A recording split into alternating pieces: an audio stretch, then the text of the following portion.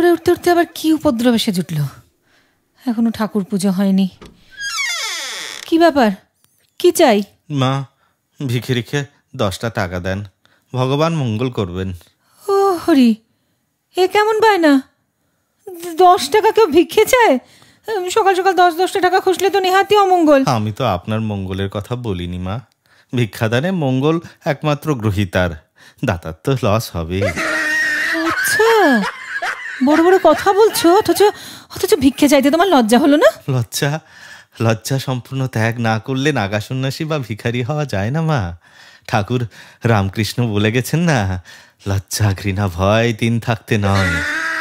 ও বাবা, ঠাকুর রামকৃষ্ণের বাণীও তোমার জানা আছে? কেন থাকবে না? এটা ইনফরমেশন টেকনোলজির যুগ, সবাইকে খবরাখবর রাখতে হয়। ভিক্ষের লাইনে আছি বলে কি মুখ্য থাকতে হবে মা? তাই বলে একেবারে 10 টাকা ভিক্ষে চাইবে? কি করব মা, যা ইনফ্লেশন, সংসার চালাতে এটাই লোয়েস্ট ডেনোমিনেশন, ওর কমে চলে না মা। হ্যাঁ, বলো কি? দেখবেন সর্বত্র ভিখারিরা আজকাল 2 টাকা 5 টাকা রিফিউজ করছে। আমাদের হ্যাবনর্স ইউনিয়ন রেট বেঁধে দিয়েছে মা। 10-এর কম নিলে ইউনিয়ন মেম্বারশিপ কাটা যাবে মা। তাছাড়া 10-এর কমে কি আমাদের প্রেস্টিজ থাকে বলুন? ও তাই দেখছি। তা দেখো বাপু, আমিও ঠিক করেছি ক্যাশে ভিক্ষে না দিয়ে কাইন্ডে দেব। কাইন্ডে? হ্যাঁ। কাইন্ডে দেওয়া কাইন্ডনেস? ও, তেমন হলে কনসিডার করতে পারি। এ নাও 5 টাকা দিচ্ছি, যাও একটা মিয়া আমরের কেক কিনে খাও। আর কত কেক খাবো মা? মানে? আগে কিছুটা সস্তা হয় বলে আপনার মতো কেউ কাইন্ডেই সারতে চান, কিন্তু মা সকাল থেকে 5টা কেক খাওয়া হয়ে গেছে, এবারে পেট ছেড়ে দেবে। কি সর্বনাশ, ভরা পেটে ভিক্ষে? তুমি তো দেখছি ভিক্ষের এথিক্সটারই হেনস্থা করে ছাড়লে। মা, শুধু পেট ভরলেই কি ভিক্ষের প্রয়োজন ফুরোয়?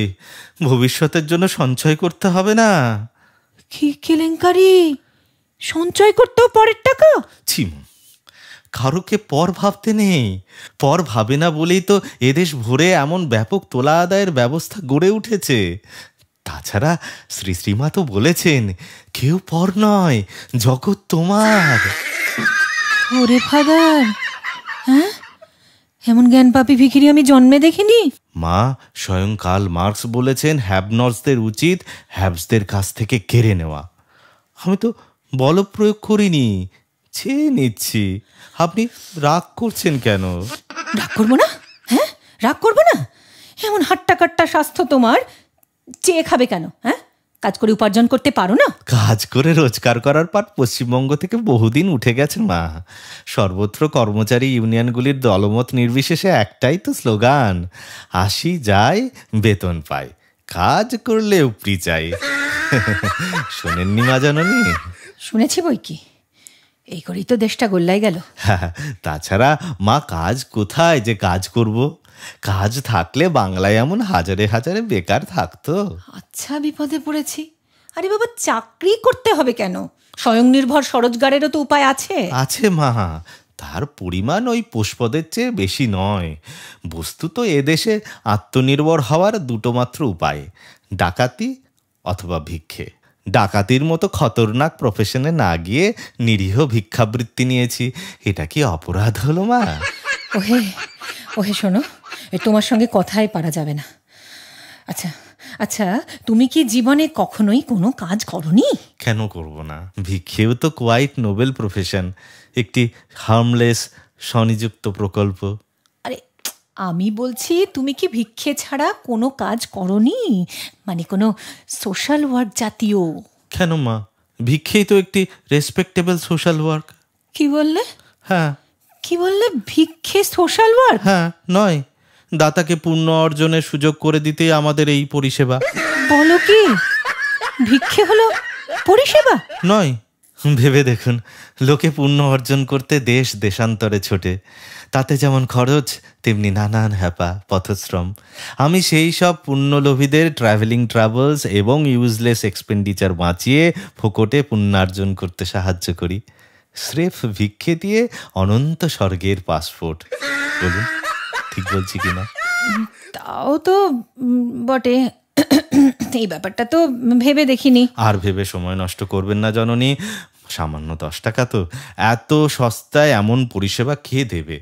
তাছাড়া মা, এই যে ভিক্ষের সপক্ষে কনভিন্সিং সওয়াল, এই মার্কেটিং টেকনিক সম্পর্কে জানকারি, তার কনসালটেন্সি ফি দেবেন না? আমি তো তোমাকে কনসাল্ট করতে যাইনি।